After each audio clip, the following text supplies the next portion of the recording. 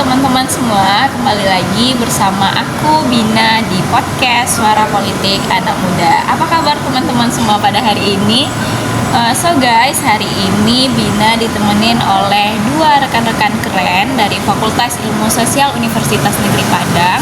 Tepatnya itu dari Prodi Pendidikan Pancasila dan Kewarganegaraan. Ada Sylvia Anggraini. Halo Sylvie. Halo Bina. Halo teman-teman semuanya. Dan juga ada Zakia. Halo Kia. Hai Bina. Dan hai teman-teman pendengar setia podcast Suara Politik Anak Muda. Jadi hari ini gak bosan-bosannya ya kita ngobrolin tentang politik, apalagi politik di Indonesia yang selalu aja ada gebrakan setiap harinya. Nah, ngomong-ngomong, berbicara tentang pendidikan politik nih, menurut teman-teman apa sih itu pendidikan politik?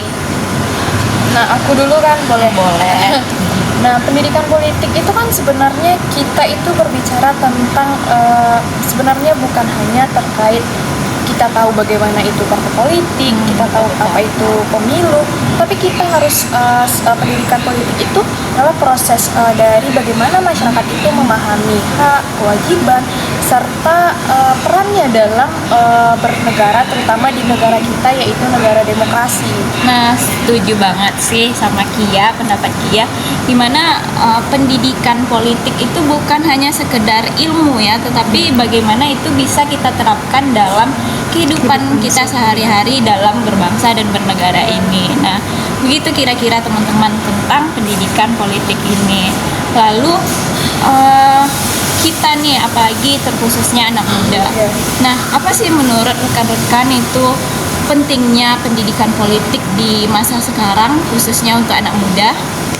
Pendidikan politik ini sangatlah penting ya, karena jika kita lihat nih masa-masa sekarang, banyak anak-anak tuh yang tahu cuman siapa partai politiknya dari mana, tapi tidak tahu apa kontribusi dari dirinya sendiri untuk politik itu sendiri.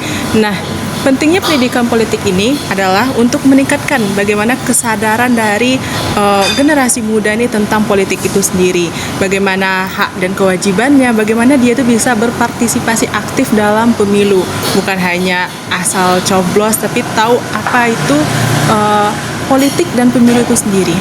Nah, betul. Dan boleh aku nambahin? Boleh. Tambah lagi tuh anak muda sekarang tuh menganggap politik itu membosankan, rumit. Politik itu kayak banyak yang menganggap politik itu terlalu kotor. Iya, betul. Nah, satu lagi nih, bahkan di masa sekarang tuh bahkan ada anak muda yang sama sekali tidak peduli dengan politik itu sendiri. Setuju nggak? Setuju. Akibat itu jadi kayak banyak informasi yang informasi hoax yang beredar. Apalagi di sosial media banyak tuh kadang kayak untuk menjatuhkan dari politik itu sendiri, banyak tuh berita-berita tentang kayak politik itu kotor, tikus-tikus kantoran, banyak gitu kali di media sosial.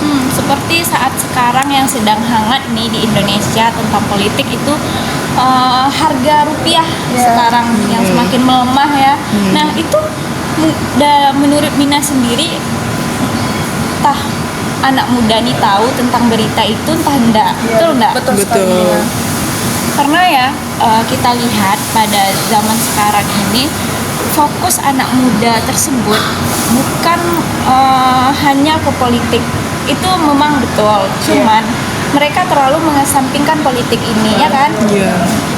Padahal kalau politik ini terlalu dikesampingkan, bagaimana keadaan berbangsa dan bernegara kita ke depannya? Pasti tidak akan berjalan dengan lancar, pasti tidak sesuai dengan harapan-harapan yang kita harapkan semuanya di sini. Apalagi jika dibalik lagi ke tahun kita sekarang ini kan merupakan generasi muda itu adalah calon-calon pemimpin masa depan yang mana nantinya dicita-citakan menjadi pemimpin generasi emas tahun 2045. Nah, sedangkan kondisi saat sekarang mereka seperti tidak peduli apa itu politik. Itulah gimana. Nah, berbicara tentang rendahnya kepedulian generasi muda terhadap politik ini, tentunya kita harus punya strategi dong untuk meningkatkan kepedulian tersebut. Nah, mungkin untuk meningkatkan itu kita perlu yang namanya desain pendidikan politik, betul nggak? Betul. Nah, berbicara tentang, tadi kan kita sudah membahas tentang pendidikan politik itu sendiri. Kemudian desain, apa sih kayak desain itu menurut rekan-rekan? Desain ini seperti rancangan, bagaimana ide-ide yang harus kita kembangkan agar generasi muda ini paham apa itu pendidikan politik. Jadi kita tidak bisa terus-terusan membiarkan anak muda ini tidak peduli akan pendidikan politik atau politik itu ya. Jadi kita butuh yang namanya desain pendidikan politik. Nah, desain pendidikan politik itu kan ada banyak ya. Nah, menurut teman-teman itu apa sih yang paling relevan yang bisa kita terapkan pada generasi muda sekarang yang mungkin itu mudah untuk diterapkan, mudah untuk diterima oleh generasi muda dan mudah untuk mereka lakukan, kira-kira apa? Sederhananya gini Bina, kayak yang kita lakukan sekarang ini kan podcast. Iya, betul. Podcast itu merupakan salah satu bagaimana media untuk menyalurkan pendidikan politik terkhususnya kepada generasi muda ataupun masyarakat umum. Nah, di mana podcast ini kan berbicara lebih santai, lebih disukai oleh disukai dan di samping itu tentunya akan mengedukasi mereka tentang pendidikan politik. Apalagi metode penyampaiannya seperti yang kita lakukan ini tidak terlalu formal. Tidak terlalu formal, tidak terlalu mungkin bahasa dalam pendidikan politik itu sendiri yang biasanya sulit dipahami, tapi betul. jika dibawakan santai seperti ini itu akan lebih mudah untuk diterima oleh generasi muda ya. Kan seperti podcast ini kayak kita berdiskusi kan, lebih ke adu argumen tapi kan berdiskusi. Dan obrolannya santai, tidak ada penekanan dari berbagai sudut. Outputnya nanti menjadi sebuah video podcast yang mana itu bisa ditonton kapan saja dan di mana saja, dan itu tentunya mudah diakses oleh anak muda maupun berbagai usia. Dan ditambah lagi dari podcast ini kita berbicara bukan seperti kita sedang menggurui, tetapi kita sedang kayak mengutarakan pendapat mendapatkan kita. pemahaman politik, tapi secara perlahan, tapi tidak bisa dianggap seperti kita sedang menggurui penonton kita gitu. Kalau yang dilakukan di sekolah ataupun yang di bidang-bidang institusi pasti kayak harus lebih formal ya. Kalau kita lewat podcast nih kita bisa mengutarakan kayak pendapat kita nih tidak terlalu kayak ini gimana ya, ini salah atau gimana, itu nggak terlalu gitu loh. Kalau yang di institusi pasti kayak lebih ragu untuk mengutarakan pendapat nggak sih? Dia santai tapi pasti ya. Iya. Nah, betul sekali teman-teman. Selain podcast, kira-kira apa lagi ya desain pendidikan politik yang relevan pada saat sekarang ini? Mungkin yang untuk lainnya nih kan di sekolah-sekolah bagi pemilih baru nih kan belum tahu nih bagaimana untuk memilih pemimpin yang akan mereka pilih. Nah, mungkin bisa kita lakukan sosialisasi di sekolah. Kan kebanyakan generasi muda ini hanya melihat di sosmed ya kan. Iya. Kadang di sosmed ini banyak berita-berita hoaks. Nah, jika kita melakukan sosialisasi ke sekolah, maka anak muda ataupun siswa ini akan bertanya bagaimana tentang memilih, bagaimana untuk haknya ini bisa untuk digunakan dalam memilih. Jadi kalau dilakukan sosialisasi, tanya jawab antara dua orang ataupun banyak orang ini akan berjalan lebih baik gitu loh, daripada hanya mendengarkan ataupun hanya membaca-baca di sosmed yang kita tidak tahu apa itu hoax atau benar ya kan. Betul, apalagi usia mereka yang sangat rentan dengan video hoax tersebut. Mereka mungkin belum bisa ya membedakan mana yang benar dan mana yang betul gitu. Secara mereka akan cenderung menerima apa yang mereka lihat saja, apa yang mereka dengar saja tanpa melihat terlebih dahulu itu benar atau tidak, memastikan itu benar atau tidak ya. Apalagi ini Bina, ditambah lagi di zaman sekarang kan yang kita kenal dengan artificial intelligence atau AI kan sudah banyak sekali.